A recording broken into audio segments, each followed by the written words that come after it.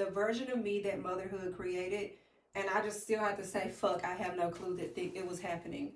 And the topic that I'd like to discuss today is raising children while healing myself. And this is a tough one because at this point in my life, I have the two children. I just ended my second marriage and I'm back on the single mom kick. And the healing process has been insane. Not to add, in 2024, I lost my grandmother and my father within a 3-month phase. And to think about having to be strong and having to make sure my kids felt safe and not putting the stressors off on them so that they carry that load, healing myself while raising children has been one of the toughest cycles that I have truly experienced in my journey as a mother. So let's talk about it. Let's talk about the deaths first. My grandmother dies in March 2024, and it was gut punching, and I literally didn't have any emotions from the beginning, and then they hit me later. And I would find myself crying because of song. And I would allow the tears to come down, and the second my children come in the room, I have to immediately stop because I don't want them to ask me why am I sad. 3 months later, my father passed, and this one was tough, y'all, and it's a subject for another day.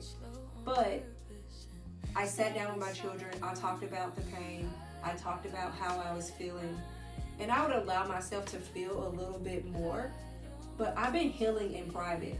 I did not want them to see me being hurt. I didn't want to see me in a vulnerable position, and it's something that I'm learning that I actually need to let them see that because it is human nature and it's normal.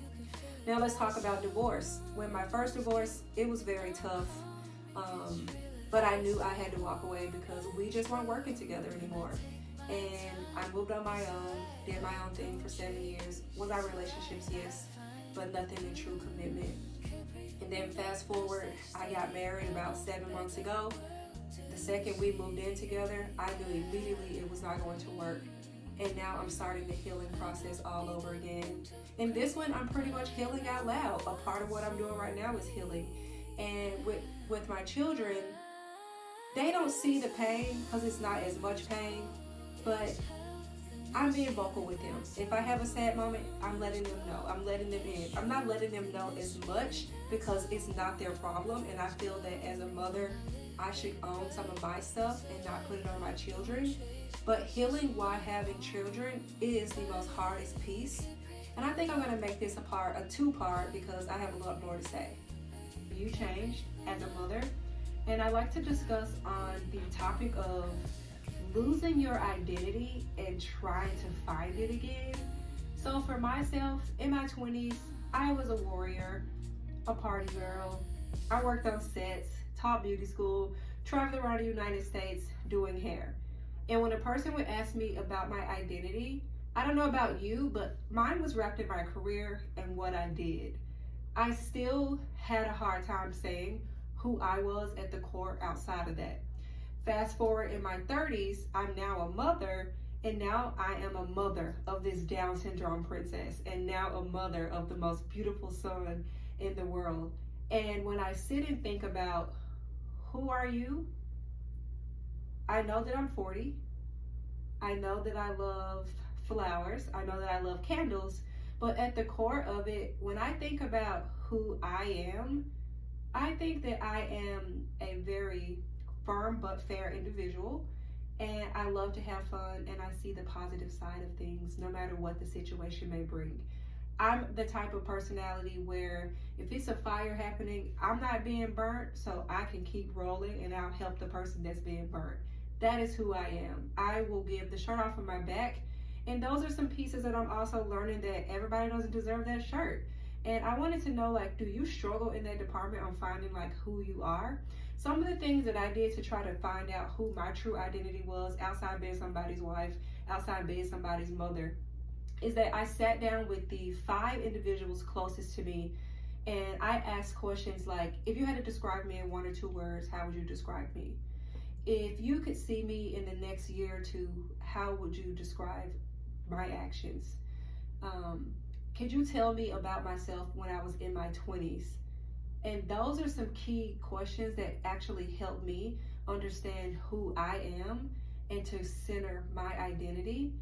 And one of the pieces that I also have done is actually started doing things like riding bikes. I actually got a yo-yo, y'all. Like, it brought me back that child nostalgia that I actually needed. Going to the park, spending some time with nature. I absolutely love my candle, so I'm always lighting a candle. And those are things that centering me back to a part of my identity. I'm also finding out that I love champagne, so that's a piece that I always keep around.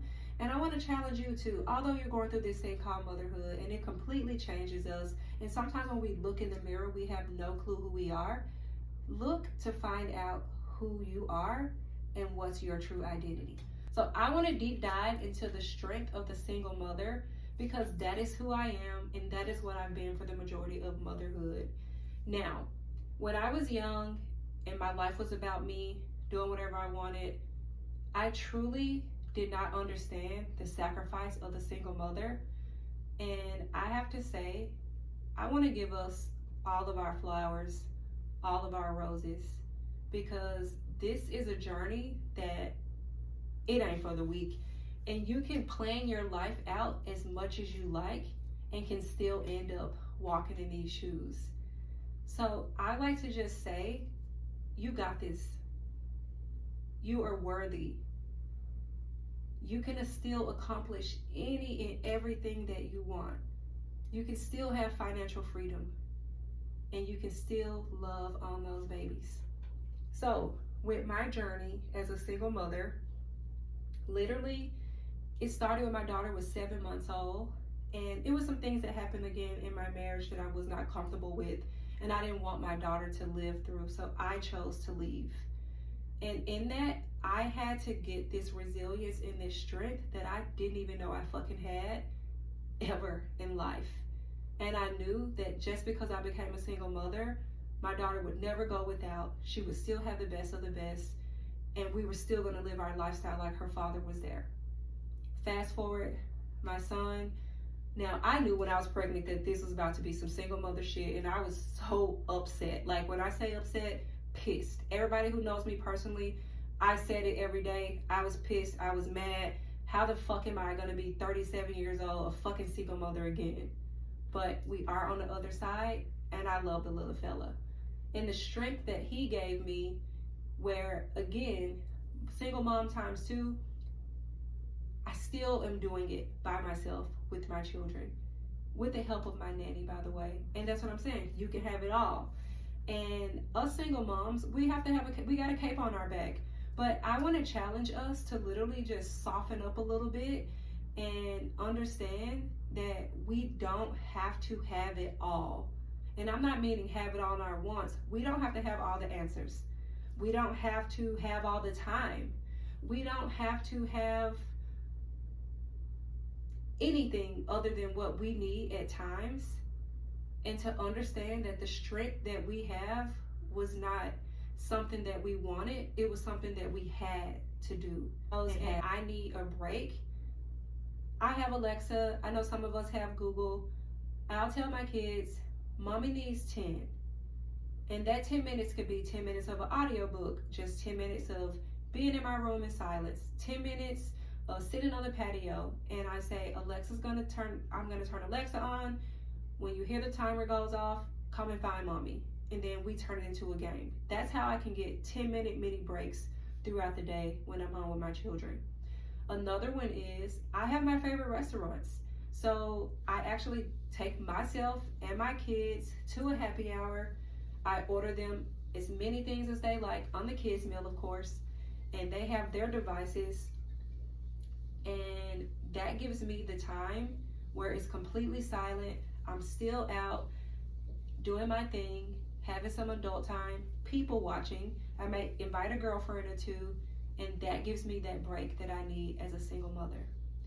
Another one for me is I love hot baths. It's just something that like soothes me to the core. So I actually wake up at 5 o'clock in the morning to get that done. And the second I wake up, put on my slippers, crank that bath water up, pour my bath salts in there, a little bit of apple cider vinegar and some baking soda for that pH balance. light my candles, light my incense, pop an audiobook in, and I give myself 30 minutes at least to just release and just be centered with myself. Another thing that I actually do is, if you're a girly who likes a cocktail or a mocktail, I love my champagne. I keep little minis in a fridge in my room. So if it's a day where I need a glass of champagne to celebrate, to grieve that I just need a cocktail, traffic was so bad, I get it popping. I pop myself one, and that'll turn into one of those 10-minute sessions with my children where I'm like, you guys go hide for 10 minutes. Mommy's gonna set a timer, and I need this moment. And I let my children know, mommy needs to decompress so that I can be the best version of myself for you. So I just want you to know, just because you've been put in a situation as a single mother, your life doesn't stop. You can still become educated. You can still get a career. You can still find a husband, because I did that too. Your life is what you put into it, and it is all about the mindset that you have on your situation and in your reality. And I'm here to tell you that just because you're a single mom, you still can have it all. You can still find true happiness. You just have to find a tribe and a crew that works best for you, and do the things that you enjoyed before you became a mother. So my single mother journey looks like this. I have a corporate job, and I can't say it's a 9 to 5, it's a salary position. I hop on a plane usually every Monday or sometimes Sunday, and I have to leave my children alone with a nanny. And don't get me wrong, she is family. I love her to death. But that comes with a big price. So I already have to know and have it calculated, her fees, before any of this and my lifestyle fees. So that's me on the road Monday, sometimes through Wednesday, Monday, sometimes through Thursday, depending on where I'm flying to. In between that, every single time I go on a trip, and someone may judge me, don't give a shit. I bring my children back some type of small token that represents where I was from, and so that they know mommy was thinking about you.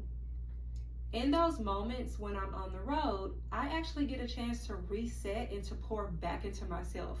So for you girlies that are thinking, I want to take this travel job, or I need some space, take the space, take the job, figure it out later like you figure everything else out. Okay, once I get home, cape is on, tied tight, ready to roll. I am in straight mommy mode, and I have to do soccer practice. Now we just added track. We are in an organization called Jack and Jill. I do own a business, so I'm doing that. Plus making sure my kids get the bedtime stories, the sight words, the homework, cook the meals, all of those things. Now, is it easy? No. Am I sleepy? Yes. But who else is gonna do it? Just me, nobody else. And I do it with a smile on my face every day. Have I had a night or a few nights or some years of crying? Hell yeah. But at the end of the day, I know what I'm curating for my children, and I know the results that I'm going to receive on the other end. Is there going to be a tough time? Yes. Do I have to make financial sacrifices? Yes. Can I get the new shoes? Can I go on the vacation? Can I do all those things? Yeah, I actually can.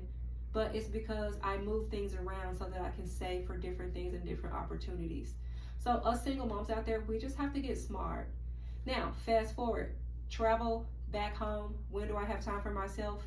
I only have time for myself when I'm on the road, and those are little mini micro moments.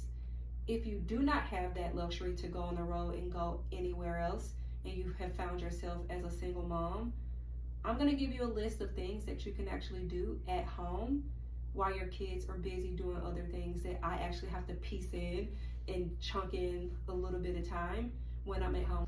So back here talking about how in the hell did motherhood change me? No, I'm just joking. Motherhood created a version of me that I didn't expect. And the topic that I'd like to touch on right now is how motherhood actually defined and changed what success meant to me. So before I became a mom, to me, success was having an infinite amount of money, retiring at 45, traveling all around the world, having a luxury car, My other level of success, being able to go to Nordstrom, because when I was in those broke girl days, I couldn't afford to go there. Being able to go to Nordstrom, buying whatever I like, having a personal shopper. And I do all of those things. However, when I look at what success is for me in modern time, success is for me is actually getting that time to wake up with my children. Because for me, I travel for a living, I'm on the road, and I don't get to do that every day. Another level of success for me is being able to purchase my kids' index fund life insurance policies. That way I know that they'll be taken care of once I'm gone. And I also have the luxury to pull funds out of it. Another level of success for me is seeing my baby girl play soccer in a non-special needs soccer team. Because of her Down syndrome, we actually got her in early and she gets to do that. One for my son is actually, I got him potty trained, y'all, like so quick. Now, don't get me wrong, we're still in a pull-up at night and at night only, but potty training. That is another level of success. Another level of success is both of my children is that they are very loving towards each other. They're each other's best friends. They wake up and want to do everything together. When one's leaving the house, the other one's upset. They want to go together. They play together. They love each other. If I didn't make them sleep in their own separate beds, they would be cuddled together. That's another level of success for myself.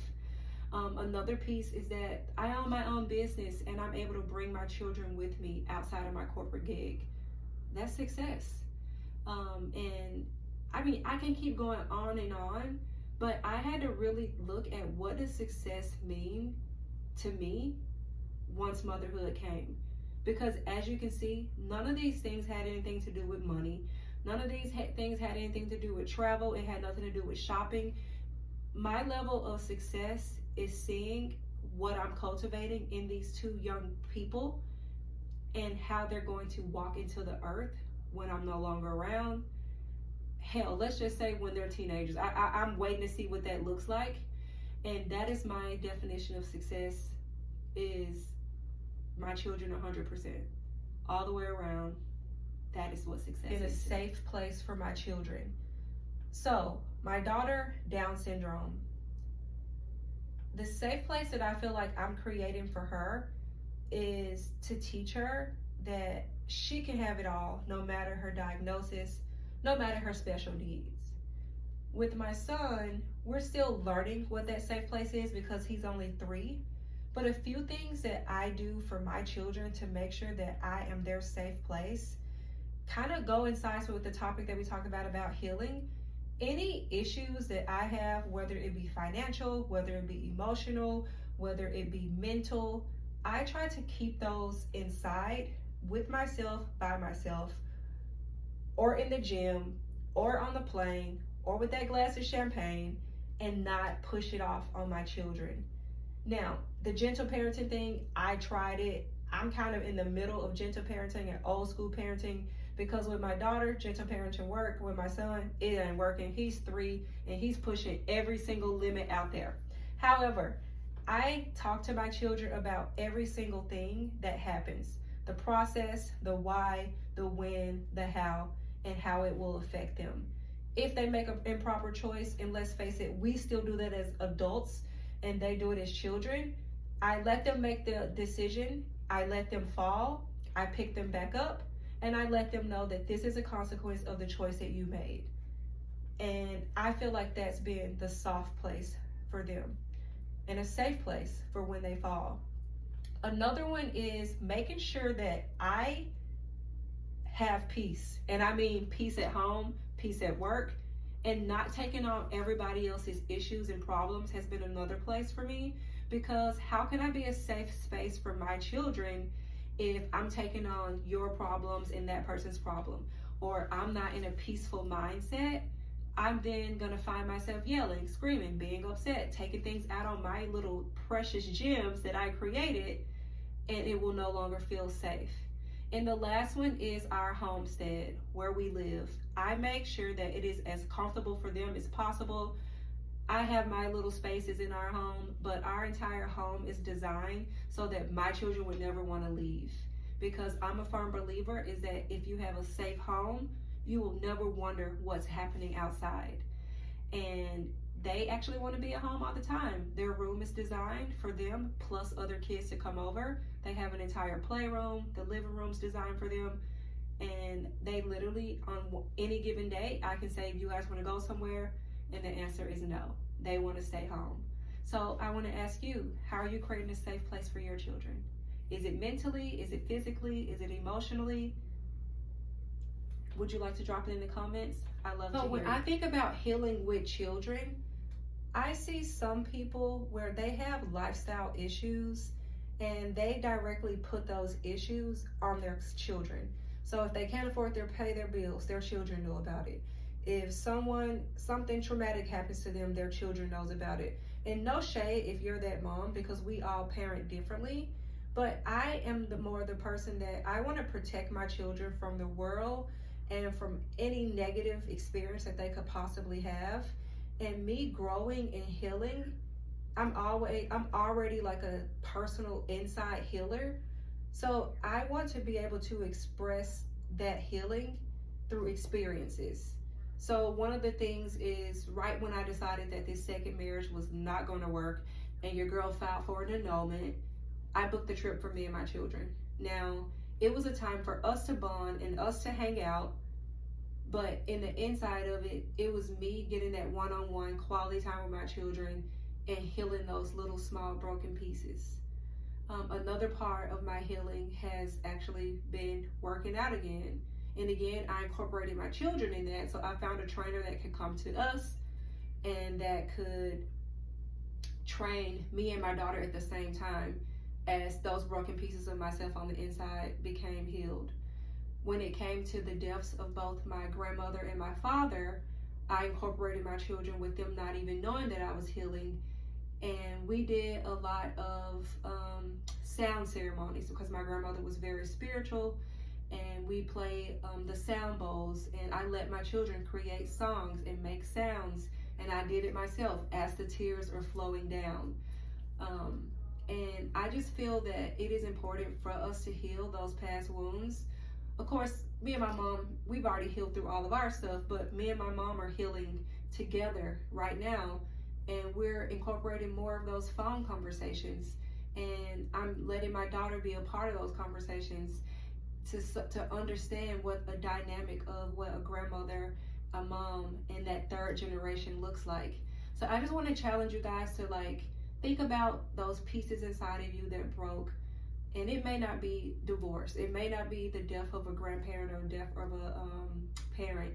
It could be a career change. It could be your spouse not helping you as much. It could be the loss of a friend. And we have to heal from those. But I'm curious to know, how are you healing out there? What approaches are you taking? And are you sharing that information with your children? Like that my children watches everything I do, and I never expected that. Did you expect it? So the first time I realized it is, my choice word is oh shit, and sometimes fuck. And when my daughter was little, she could barely speak because we all know she has Down syndrome and she's partially verbal. And she said, oh sit, oh sit. And she used it correctly. And that was the first time. And I'm like, I literally need to fix my potty mouth, which by the way, I haven't been able to do yet. So if you have some tips out there, drop them in the comments. The next one is, being a mom of two, and now I have my little son that watches everything that I do. And he's watching the way that I stand, the way that I talk, the way that I greet people. And what I'm seeing is when my kids go out to interact with other people, they are little mini-me's. So they wake up every morning very excited and on fire for life and ready to start their day. Granted, I have to help them a little bit because they're not morning people. But when I see them interact on their own, I see them saying, thank you. I hope you have a great day. Now, when someone leaves our home or my daughter's talking on the phone to one of our family members, she ends the conversation with, I hope you have fun. And I'm like, oh my God, that's stuff that I say to her. Go to school, change lives, and don't forget to have fun. So when it comes to the things that I do in my life, I had to curate a whole new Sade. I had to curate a whole new level of hobbies, things that I did in my 20s versus once I became a mom. I wouldn't dare do because I personally don't want to be that example for my kids. And I had to make the hard choice to like throw that side of myself away. And I had to emulate the person or the version that I would like to see my kids in the future. And you may say you're being controlling or you're doing this, but I'm truly programming my kids to think a certain way, to be a certain way, and to completely behave the way that I would want them to behave. Now, do I know if they're going to continue this throughout their life? I have no clue. But what I can do is curate that right now in my daughter's 10 years and in my son's 3 years. And I have to remember every day that they're watching me. They're watching how I talk, how I walk, how much alcohol I intake, if I'm active, if I'm depressy or stressy, when I get on a plane, when I come off of a plane, and what my energy looks like throughout the day. And I want to challenge you to look at your kids and see what ways are they looking at you and what adjustments do you need to make in your life.